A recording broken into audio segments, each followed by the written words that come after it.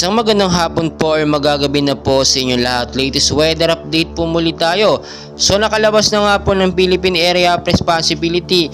Ito nga po ating binabantayan na dalawang active low pressure area sa bandang silangan at sa kanluran. No? Makikita nyo naman sa ating pinaka live radar, pero hindi pa siya actually ganoon talaga na nakakalayo ng Philippine Area of Responsibility. Dikit pa rin siya.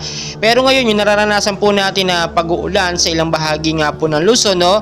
Visayas at Mindanao, dahil pa nga rin po yan sa tinatawag po natin si hypnosis ng pag-asa, no? Southwest monsoon or hanging habagat nga po na nakakaapekto sa ilang bahagi po ng Luzon, Visayas at Mindanao. As of now, patuloy pa rin po natin binabantayan ito nga pong active low pressure area, lalong-lalo na po yung kanyang direksyon.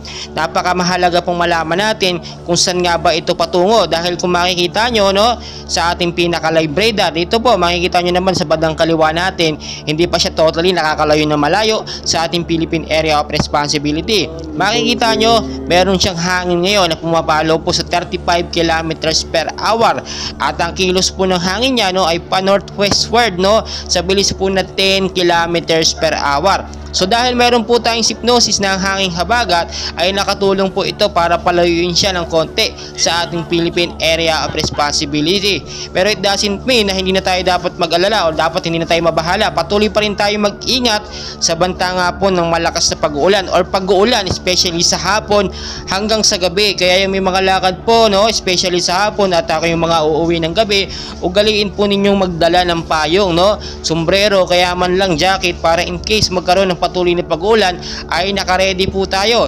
Ina-expect po natin, no, patapos na rin ng Setyembre ay posibleng isa o dalawang bagyo pa ang pumasok sa loob ng ating Philippine Area of Responsibility.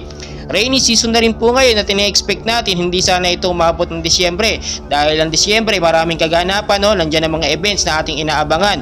So kung makikita nyo naman sa ating isa pang live radar, no, talagang clear na o halos wala na nakapasok na bagyo sa ating Philippine Area of Responsibility. Kaya lagi ko pong pinapaalala sa inyo, maging I'm ready po tayo sa mga posibilidad na mangyari.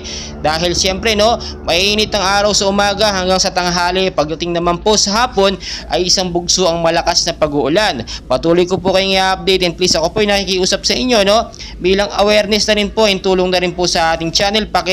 Like, share, and subscribe, and pahit na rin po ng notification bell. At mas maganda kung ma-share po natin ito sa ating mga loved ones para aware din sila at hindi po sila mag-alala sa lagay po ng panahon. Patuloy ko po kayong i-update, and please huwag niyo pong kalimutan mag-like and subscribe para updated po kayo sa ating weather update araw-araw, day by day. Maraming salamat po.